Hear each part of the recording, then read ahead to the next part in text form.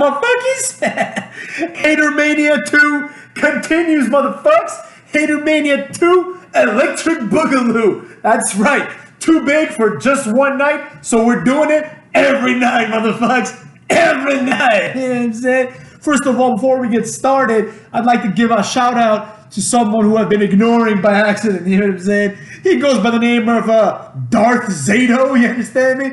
Darth Zato, motherfuckers. Welcome back, Darth Zato. And welcome back to everybody else.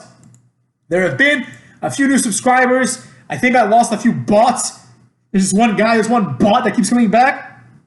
But these new subscribers just aren't showing up, motherfuckers. They just aren't showing up in my notifications. So we're going to just get to it right now. You know what I'm saying? We're going to talk today about, that's right, Cucks, AEW Dark. You mean, AEW Dynamite. I mean, let's be real. It felt like an AEW Dark. Remember how last week I said that AEW was pretty good? Well, guess what, motherfuckers? I lied! I lied! You know what I mean? It was all right last week, but this week it was just garbage. I mean, it was just horrendous. I didn't enjoy this at all, motherfuckers. So, there you go. I mean, it's hard enough as it is out here, but, you know, we are where we are. You know, AEW is what it is. They're trying, motherfuckers. They're trying out there. You know, they're trying out there. And they're doing all right. I mean, all things considered, like, they're doing all right. They've made some good choices. Like, they've had the wrestlers last week. They had them ringside. This week they had them backstage. We could still hear them, which was nice because it gives off a little bit of that crowd vibe. But let's just talk about the show. You know, I think you guys will understand what I mean when I say that this show absolutely sucked ass. I mean, let's be real. This was probably one of the worst episodes of AEW. And I predicted this was going to happen in my last AEW video, right? I said it, man. I said it, motherfuckers. I said, they did good. They kind of blew their load. Like one of my subscribers, he commented, he was like, looks like they blew their whole load in one episode. And I'm like, yeah, I have to agree. They kind of did, you know what I mean? So, yeah, shout out to that subscriber. I forget who it was. But if you want to be a subscriber, and I don't see why you wouldn't be, you know, we're going to be here all week, motherfuckers, and the week after that, and until this coronavirus stops. And then we're going to still be around, you know what I'm saying? But maybe not so frequently once things start settling down. But I'm here to entertain, motherfuckers. So if you want to be a subscriber, do me a favor and click that subscribe button. Hit the bell icon. Take the bell. Shove it in your ass. You know what I'm saying? And look out for new hater videos. Also, go view some old hater videos. I recommend the one about how Kenny Omega sucks ass. That's one of my favorites. You know what I'm saying? The Val Venus, Nyla Rose one. That was a good one. You know what I mean? So there you have it. Now let's get to this show. Right? The show started, automatically, it started off on a bad note for your boy because it started off with Cody Rhodes on commentary. I had forgotten. One of my friends sent me a meme. It was a picture of Cody Rhodes, and it said Cody Rhodes will be doing commentary this week, and it said, when you want to beat Triple H. You know what I'm saying? Just like Triple H did commentary, now Cody Rhodes has to do commentary too. The difference, of course, being that Cody Rhodes, even though he's a grown man, feels like a kid. He feels like a rookie to me. I don't know how to explain it. He just doesn't feel like something. Like Triple H is like a seasoned veteran. You know what I mean? He's like, for the longest time, he was the number one guy in the number one company at the number one time of wrestling. You know, so like when Triple H says something on commentary, like, oh, you know, when I was in the ring with Mick Foley, you know, that has a little bit more value than when Cody Rhodes says, when I wrestled QT Marshall, who gives a fuck? Nobody cares, motherfucker. So anyways, Cody Rhodes is out there with Tony Schiavone, and he's like, yeah, Tony, he's like, I'm going to be on commentary, you know. And he also had the first match, you know what I mean, which was weird because it's like, if he has the first match, why does he have to start on commentary? Just do it after the match starts. So Kenny Omega starts out in commentary with Tony Schiavone. Cody Rhodes, he's like, all right, we're ready to go. And there's like a brief hesitation because I guess he forgot that he was supposed to be in the ring. And he's like, oh, I got to go to the ring. So he goes to the ring. First match, motherfucks. Cody Rhodes versus Jimmy Havoc. You know, Jimmy Havoc, we haven't seen him in months. I mean, they said during like the entrance, they were like, or actually before, like Cody Rhodes was trying to put over Jimmy Havoc, but in reality, he was trying to put over himself. You know, he was like, oh, Jimmy Havoc is undefeated this year. You know, like he all he's doing is putting himself over, right? So he's like, the point is like when he beats Jimmy Havoc, who's a jobber, you know, it feels like he beat someone of value because Jimmy Havoc is undefeated for the whole year. But it's like, who the fuck knew that? You know what I'm saying? Who the hell watches AEW Dark up in this bitch? You know? So there you have it, right? Cody Rhodes comes out. Jimmy Havoc comes out. They have a match. This match, I mean, it went on for a fucking eternity, man. It was like a 20-minute match, which normally wouldn't be that long, you know what I mean? Like, I understand they have certain constraints, like they're not going to have a lot of wrestlers in attendance just because of the coronavirus. But come on, I mean, if you're going to have a 20-minute match, put on a good match. You know what I'm saying? Put on, like, I don't know, do something fun. Do like Jungle Boy versus Stu Grayson. Fuck it. You know what I'm saying? Something entertaining, man. I'm tired of fucking Cody Rhodes. These motherfuckers, all they do is promote themselves. So anyways, Cody Rhodes comes out, and the match starts, and it goes on in eternity, like I just said. And I'm just thinking to myself, all right, like there's like at least a few moments during the match where I thought to myself, the match should just end here. Like there was a point where Cody Rhodes had the figure 4 leg lock. It was about 10 minutes or 15 minutes into the match. Thinking to myself, just have this guy tap out like he's going to lose anyways. We all know Jimmy Havoc isn't going to win. The AEW Dark Jobber isn't going to win. You know what I mean? Just think about what AEW Dark is. It's like the equivalent of WWE Velocity, except it's not even like on TV. Velocity, at least for a while, was on TV. And Cody Rhodes is supposed to be like this company's Triple H, basically, right? You know what I'm saying? He's like a main eventer. So this would be the equivalent of having like a Monday Night Raw in like 2007, let's say, and having like Nunzio versus Undertaker, and having it go 20 minutes, and having Nunzio like do all these like great moves on Undertaker. Now, by no means am I saying that Cody Rhodes and Undertaker are on the same level. Hell, I don't even think Cody Rhodes and Nunzio are on the same level, but that's neither here nor there. So the match went on forever. At a certain point, Jimmy Havoc shakes his hand, like he shakes Cody's hand. Then he turns into a heel halfway through the match, and he like pulls Cody by the tongue or something. It was really cringy. Like Jimmy Havoc just doesn't look good. He looks like shit. I mean, he looks like he's malnourished, like he hasn't been outside in a long time. You know what I mean? He just doesn't look good. He looks old. I think this guy's like in his 30s, but he looks like he's in his late 40s, early 50s, and he looks like garbage, man. He looks like the old man that works at Hot Topic, you know, and has been working there since like 2002. You know what I mean? Like, and now he's like in his 50s. He started working there when he was in his 30s. You know, now he's in his 50s, and all of a sudden, like he's still there and he's still trying to be hip and cool, and he's neither hip nor cool. You know, the match keeps going on. Eventually, Cody Rhodes hits 2 crossroads and pins him. Now, another thing that was problematic here was Kenny Omega was on commentary. Now, I'm not going to say Kenny Omega did a horrible job, but his voice, it's so weird, man. Like, it's for commentary purposes, it's so weird. He speaks like he's like this 90s, like mid-90s porn star. You know, he's like, yeah, Cody Rhodes over there. I'm just like, shut the fuck up. I don't want to hear you talk at all, jobber. You know what I mean? And Kenny Omega, he points out once again that Jimmy Havoc like is basically a jobber. He doesn't call him a jobber, but he's like, Jimmy Havoc has had what? 4 matches? Like, this is his 4th match of the year. We're in late March. You know what I'm saying? Like, there's been what? How many? Let's say 4 Dynamites in any given month, plus like 1 or 2 here and there for the months that have 31 days. You know what I'm saying? That's like 13 episodes, and this guy has wrestled 3 times. And none of those matches have been like on AEW Dynamite. They've all been on AEW Dark. So who the fuck knows who he beat? He probably beat like Sonny Kiss or the Librarian or something, right? So it's like this guy's like completely, like it's just a complete jobber. You know, this is the equivalent of Taka Michinoku versus The Rock, unironically, and like not in like a squash match. You know what I mean? With no story. So this match happens. It was complete shit, dude. The match was garbage.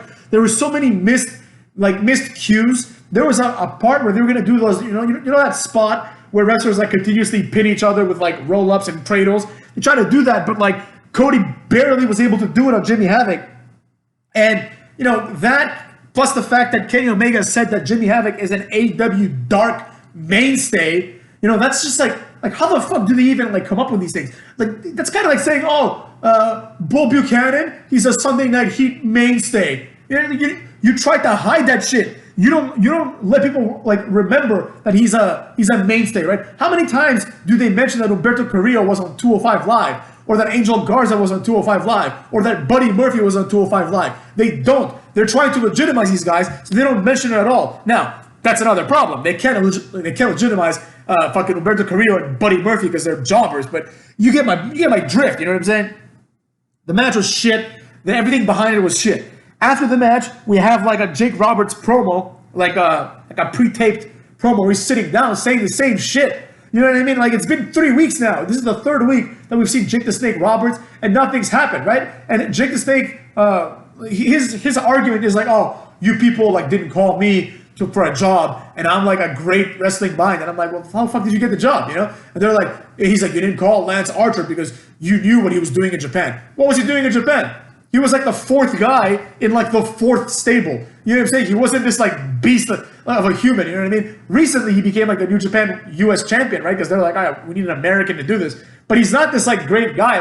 Like Cody Rhodes was significantly more important than Lance Archer, even in New Japan. Kenny Omega was like a million times more important, you know? So like Lance Archer isn't this star that people should be afraid of. Now, he looks like someone that would beat the shit out of everyone, and he probably would.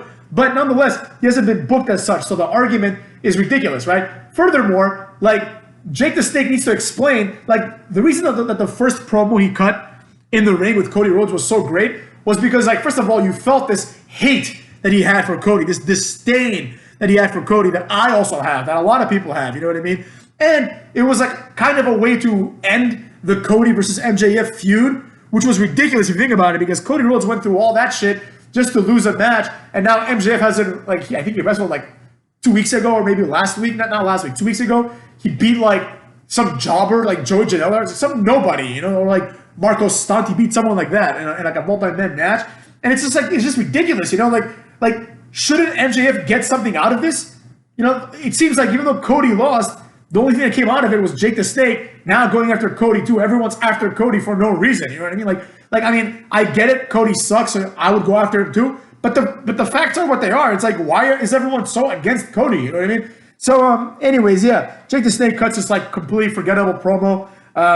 You know, Caesar this, Cleopatra that, a bunch of garbage. I mean, like until Lance Archer attacks Cody Rhodes, which is gonna obviously happen soon, like it's useless. I understand that they can't really do that until like Blood and Guts, because maybe that's one of the spots. Maybe he comes in and interferes in Blood and Guts or something, right? Or at least Blood and Guts has to be resolved before any of this shit goes down, right?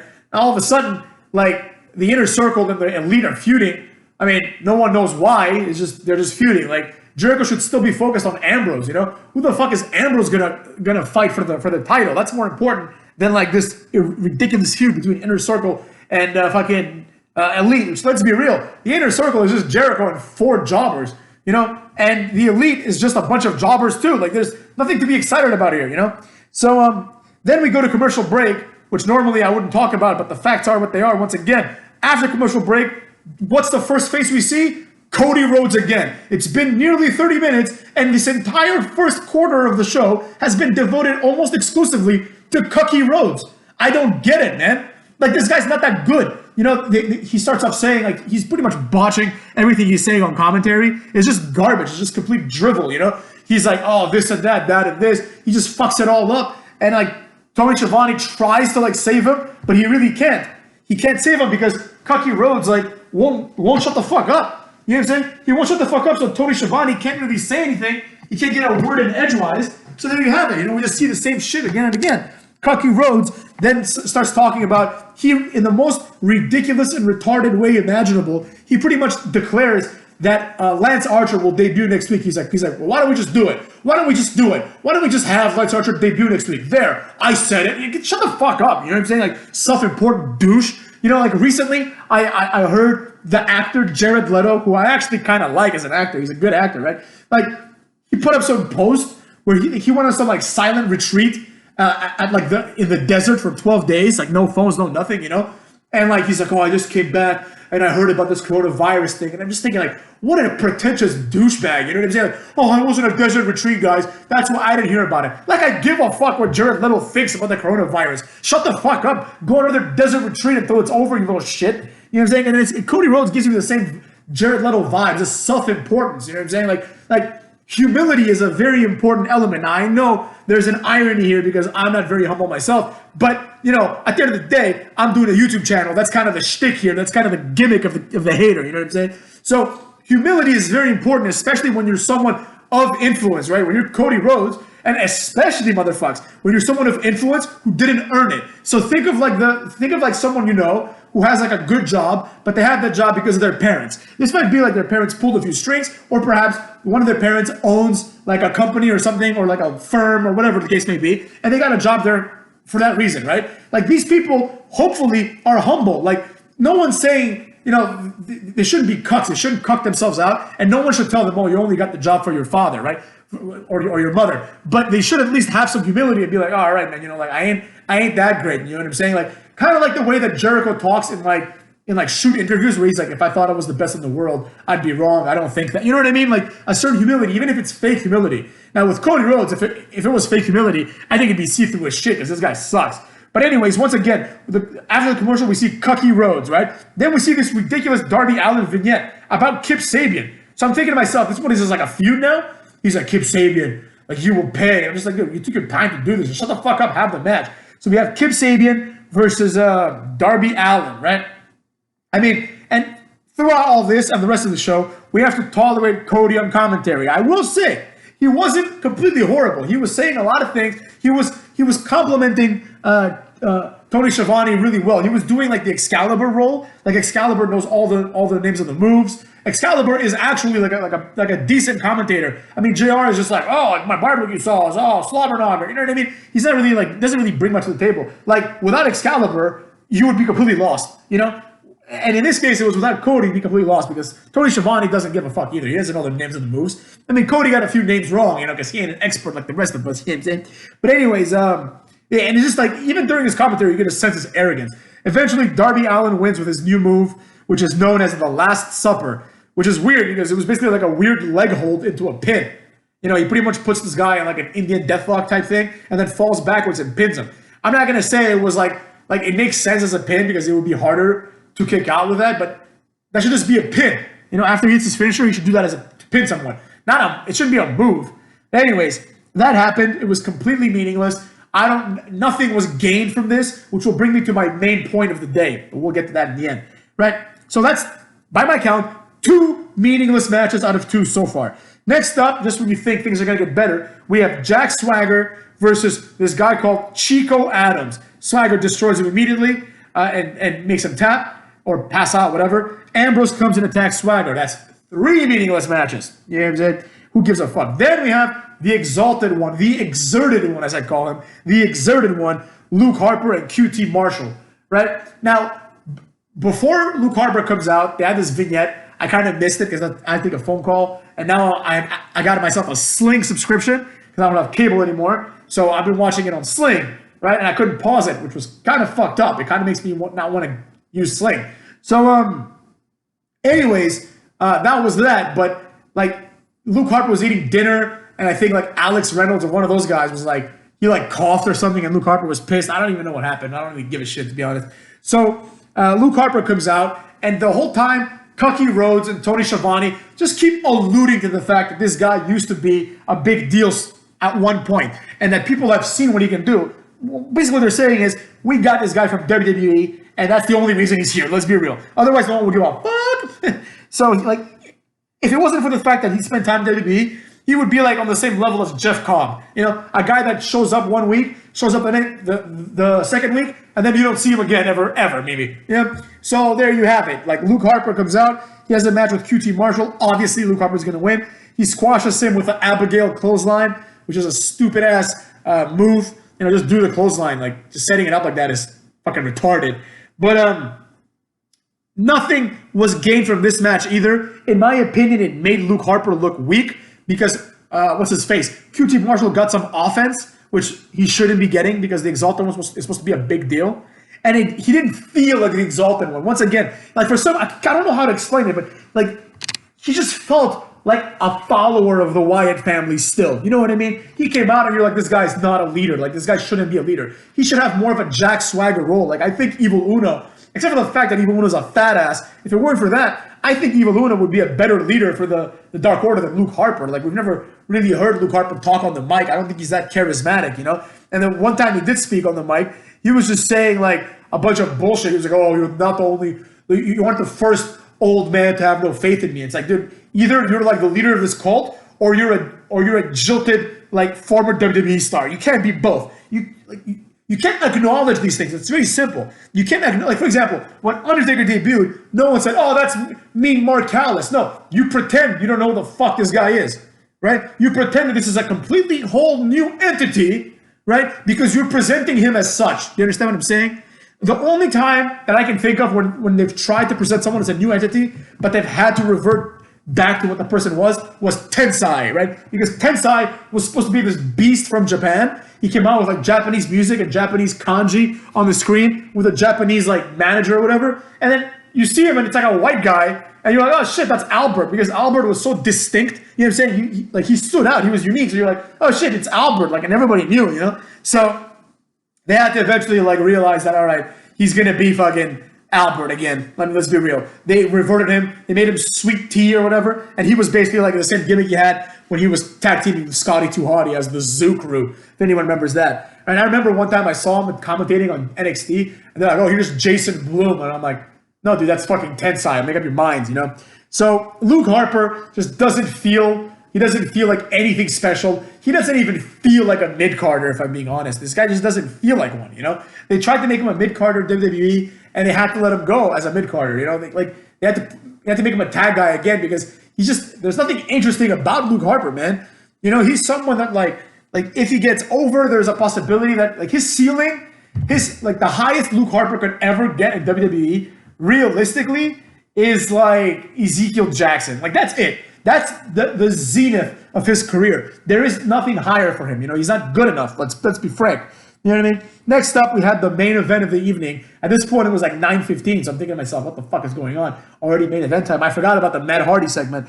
But it was Sammy Guevara, remember him, versus Kenny Omega for the AAA Mega Championship, which is a title that means fucking nothing. You know what I'm saying? Who gives a rat's ass who the AAA Mega Douche Championship is? You know? And they have this match. It lasts a fucking eternity. You know what I'm saying? Like, if you have 1 minute to live, if you have 15 minutes left of your life, watch this match. Because every second of this match felt like a fucking lifetime. You know what I'm saying? So this match happened. During the commentary, they do a bunch of botch things. Like, at a certain point, Kenny Omega goes for the Tiger Driver 98. And Cody Rhodes is like, oh, he's going for the Liger Bomb. I'm like, no, Liger Bomb is a running power bomb. Everybody knows that. Cut. Right? And Tony Schiavone doesn't know what the fuck he's talking about. He's like, yeah, he didn't try to go for the Liger Bomb. And I'm like, dude, you don't even have time to like I know the names of these moves by seeing them once. You know, I see it, I remember it, I'm not retarded, you know what I'm saying? And if I didn't know, I wouldn't just throw out a name that I think I know, you know what I mean? And then eventually he hits it, right? And Cody's like, oh, it's the J Driller. And then like Tony Schiavone's like, oh, yeah, the J Driller, you know what I'm saying? And yeah, it is also called the J Driller, but the way Excalibur's presented it to the AEW audience, it's the Tiger Driver 98, motherfucks. So there you have it, you know what I'm saying? The match ended, of course, with Kenny Omega hitting 15,000 knees. And while he was doing the knees, Cody Rhodes tries to sell the knees. He's like, have you ever seen a better high knee in the history of wrestling? And I'm like, yeah, I have, motherfucks. It's called the Triple H running side high knee, right? Which was like an iconic move. It was like how he would stop people's momentum. That and the Triple H face buster. You know what I'm saying? Triple H was awesome. And that Triple H's high knee was better. It was better delivered, right? And it didn't like kill the person. It didn't look like he was trying to kill the guy. You know, it was more like a clothesline variant of a knee almost, right? So eventually, after hitting more knees, Omega hits the One-Winged Angel and pins Guevara, right? And another meaningless match. I mean, they tried to have meaning by having it be for the AAA title, but who the fuck cares about that? This is not AAA wrestling. This is AEW wrestling, motherfucks. After that, we had the final segment of the night, which was what's it called? Jericho and Matt Hardy. Now, I have a lot to say about this. Here it is, motherfucks. This was a garbage segment. I'll tell you why. It's the exact same segment they had with Dean Ambrose. All he had to do was give Matt Hardy a car, and it would be the same thing. Join the Inner Circle. Why would he do that? He made it clear last week that he's not going to do that, right? Eventually, Matt Hardy does his shtick. It's pretty funny still, you know what I mean? Like when he talks the way he talks, like he's essence, right? But as far as like, oh, Damascus, it's not Zenith anymore. It's now Damascus. It's the same fucking shit. You know, I saw this comment thread where one of my subscribers, I keep running into this guy in videos, right? I don't usually comment, but I keep running into him. Red X, motherfuckers, the Red X, I think it is. And he was getting into like an argument with these people who were like, Matt Hardy's great. And Red X says something along the lines of, what the fuck? Why is Matt Hardy great? He's the same fucking thing. Like, he's the same thing as Woken Matt. This, because they're like, Matt Hardy's back, broken brilliance. And then Red X was like, No, man, he's the same shit.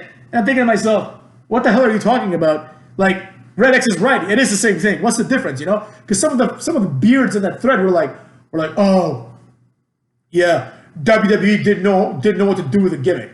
What do you mean they didn't know what to do with the gimmick? They did the same things they did in TNA. They had a compound match. They had a moment where he goes from normal Matt Hardy to Woken Matt Hardy. They had the feud with Bray Wyatt that everyone wanted to see when he was in TNA. A lot of people were like, oh, bring Matt to WWE so he could go with Bray Wyatt. That was the point. Now that happened, I think people expected that to be some sort of like amazing thing. You know, like he goes against Bray Wyatt and then Matt Hardy becomes like a champion or something. I don't know what the fuck people were expecting. But they did everything people wanted them to do. They did. They did like the ultimate deletion, or whatever the fuck, they had a different name for it in WWE. But they did all those things. They did all the things that Matt Hardy does, right? They did the vignettes. They did the promos. They had the music. They called them Woken. You know what I mean? They fought TNA for the rights of the gimmick, just like everyone wanted. But still, WWE didn't know what to do with the gimmick. And now Matt Hardy's free to do what he wants, which is the same fucking thing. He comes out and he's like, oh, there's a soul in my vessel. And I'm like, all right, man, we've heard this song and dance for years now. I mean, it's time to move on, you know? So he comes out, Jericho says, I'm going to beat it out of you. He slaps Matt Hardy, who punches him back. Sammy Guevara comes in, starts beating the shit out of Matt Hardy. He gets saved by Cody Omega and Cody Rhodes. And I'm thinking to myself, all right, for like a deity that's 3,000 years old, then like Matt Hardy should, you know, he should do a little bit better than just get his ass whooped by Sammy Guevara. But that's neither here nor there. One thing I did like is at one point, Matt Hardy was talking about the song of Jericho, the Judas theme song, and he was like, I knew the real Judas. He betrayed me as well, which I thought was funny because, you know, Damascus is supposed to be 3,000 years old. So it's like, he was there during the times of Judas. But anyways, yeah, motherfucks, that was the show. Now, the point that I wanted to make here is this, right? It's evident from wrestling programming this week in WWE and in AEW that wrestling needs to slow down. It just needs to slow down, you know? At a certain point, we have to say enough is enough. Now, I like wrestling. I'm always going to like wrestling, I think. But let's be real, right? There's too much of it, you know? Imagine this. And I understand that today was like a filler episode because they couldn't do blood and guts. But let's be real, right? If this episode didn't exist, nothing would change. As a matter of fact, I would argue that without this episode, AEW would be in a much better place. You know what I mean? They would be in a much, much better situation. Like, they would actually have a scenario where instead of being complete cucks and just doing a throwaway show, they would at least have the momentum of last week's program to go into something new. You know, if this show didn't happen, nothing would change. As a matter of fact, another positive of this show not happening would be that it would raise anticipation. Let's say wrestling happened every 2 weeks instead of every week, right? If it happened every 2 weeks, you'd be like, oh shit, I'm anticipating something big because we're not seeing it as often. It would feel like pay-per-views. I think if I were running my own wrestling company, that's the way I would do it. Kind of like TNA did it in the very beginning, where they would just have like weekly pay-per-views, right? And I understand that was weekly. It wasn't twice, like once every 2 weeks. And they were like pay-per-views for like $8 or whatever it was. But it felt big because every event was treated as special because you had to like justify selling pay-per-views. You know what I mean? Not only that, but by having this pay-per-view like format, they didn't have actual pay-per-views until much, much later on, right? So it's like you don't have to worry about pay-per-views. You pay like $10 every week, but you get to watch all the programming, you know. Whereas in WWE, you have to watch a lot of bullshit Raws and SmackDowns and then get the good pay-per-view at the end of the month. Back in the day, nowadays the pay-per-views feel like Raw and SmackDown. Like this WrestleMania feels more like an over-glorified Raw. Like if you really think about it, like it just feels like this, just like another week of wrestling. It feels like Raw and SmackDown, except instead of Monday and Friday, it's Saturday and Sunday. It's just that's what it feels like. Like nothing has a big match feel except for like the matches with Goldberg, Lesnar, and Edge. And what do those matches have in common? People that we haven't seen in a while or that we don't see very often. That's what makes wrestling good. It's seeing things you don't see often, rarely, and that's when you pay for it, right? That's the entire premise of WrestleMania, right? The whole point of pay-per-views in wrestling is like, oh, these guys, they want to get their hands on each other, but they haven't gotten the chance to, right? Because of pay-per-views, motherfucks, right? And this is something that they've kind of removed from wrestling. Because now, one of the WrestleMania matches is the Street Profits versus Garza and fucking Andrade. Like, what? I don't give a fuck. That seems like a Raw match to me. That could easily have happened last week on Raw, and it would be a skippable match. all of a sudden now I'm supposed to care? I don't like the Street Profits. I don't like Andrade anymore. I thought he was great, but sorry, fam. I don't like him anymore either. He's done fucking zero since the draft. I mean, he won the U.S. title, but it feels flat. You know what I mean? Instead, what WWE should do is they should change format. The format should be, and not just WWE, but all wrestling. Format should be every 2 weeks. I would even say every 3 weeks, but then it would be hard to kind of time it, right? So every 2 weeks, so 26 episodes of Raw and 26 episodes of SmackDown. And you can alternate. You can do SmackDown 1 week, Raw the other week. Figure something out. Do a deal, right? Figure something out and then have the show like that. Do you understand what I'm saying, right? It gives wrestlers some time off probably and more time to travel between, arenas. And also, it makes it more compelling, right? If you only have 26 episodes to watch, you're like, holy shit, it's going to be good as fuck. Because they really got to get the ball moving. They don't have 3 hours to dick around. So that's, in my opinion, what should be done with wrestling. They need to change the format of wrestling, right? They need to change it so that when I see something, it feels like I haven't seen it before. If you put Eric Rowan versus Aleister Black 5 times, or Aleister Black versus Buddy Murphy 5 times in a row, you know what I mean? What the fuck? Why would I watch the next week to see the same shit? That's what viewership is dropping, because there's no longer a focus on storylines. When there were storylines, and any given Monday, Stone Cold could come into the arena with a beer truck, that was something you didn't want to miss. And then the next week, Kurt Angle might come in with a milk truck, right? I'm just paraphrasing it, but you understand what I'm saying. If there's an advancement of a storyline that goes beyond this time you low blowed me, and next time I'm going to hit my finisher on you. If it was anything better than that, people would tune in. The reason why viewership has dropped primarily, and the reason why AEW can't break 1 million primarily, is exactly that. It's exactly that. It's the fact that I have no reason to watch every episode of AEW.